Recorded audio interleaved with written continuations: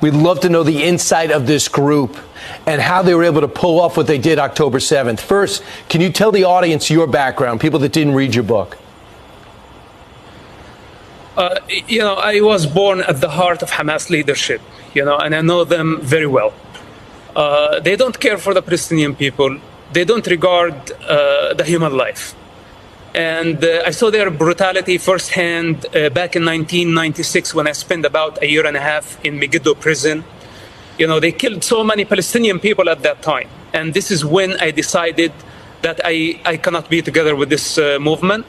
In fact, I asked myself a question: what if they become a ruling party at some point? What will they do? If they succeed in destroying Israel and building their state, what will they do? They will kill our people. And this was the first question, that actually I had to be honest with myself. Even though Hamas gave me advantages, I was like a prince in that world, but I did not like them, and I turned against even my own blood, because this is how much I did not like Hamas. And today, 25 years later, they are the rulers of Gaza, and we see what they are capable of doing. We saw what happened October 7th. We saw them do what they did to Holocaust victims. They have now over 200 hostages, murdered babies in their cribs, and we see the horror of what they're capable of. Now they've retreated back to Gaza, and a ground incursion is about to happen. Would you recommend Israel do this? And what will they find when they go in? Okay, first of all, we need to evacuate civilians as much as we can. This is an ugly war, and Israel did not start it. Hamas did. First of all, we need to encourage civilians to go into Egypt, possibly women and children, maybe men over 50 years old. These need to get out of the picture. Then the strip need to be cut two pieces, north and south, two parts. The northern part, this is where most of the tunnels are. We need to have a solid siege, okay, for long enough to deplete the enemy and to starve them. After that, we may need to explore using gas. This sounds horrible, but I don't see any other option. The tunnels are interconnected, and gas could be one of the solutions, but this has to be in the right time. We cannot just rush into Gaza. There is no modern army that is prepared for this type of war.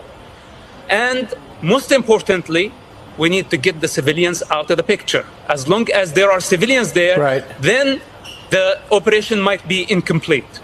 But Mossab, you also say it's almost impossible for us to give aid to the Gaza Strip. $100 million we're about to give them and keep it away from Hamas. Don't you agree that can't work? Look, after we destroy the tunnels, we need to finish Hamas rule in Gaza Strip. This is priority number one. Then we need to replace the regime. Could be the Palestinian Authority, could be the Egyptian government, could be Arab League force.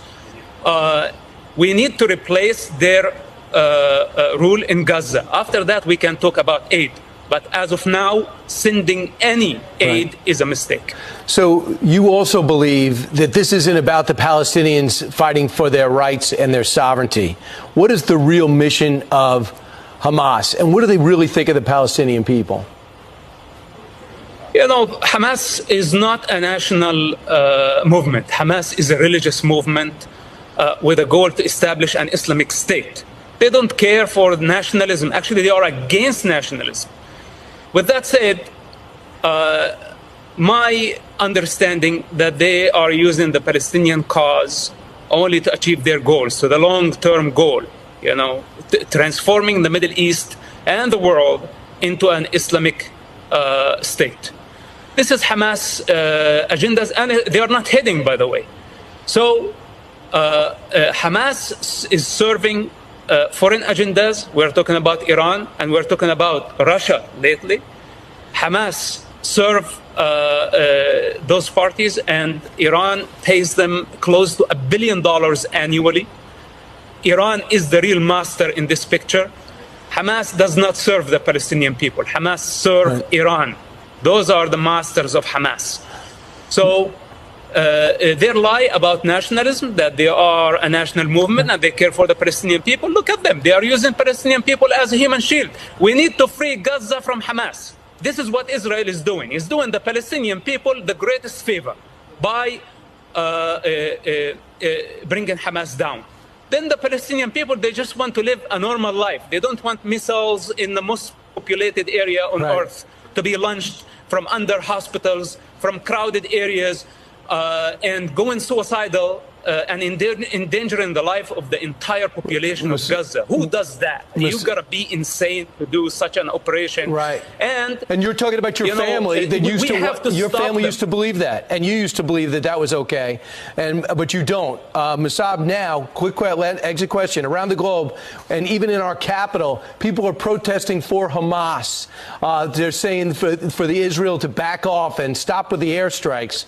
Well, what do you say to those protesters? What is about their mindset? Okay, listen, I cannot convince the entire world of truth.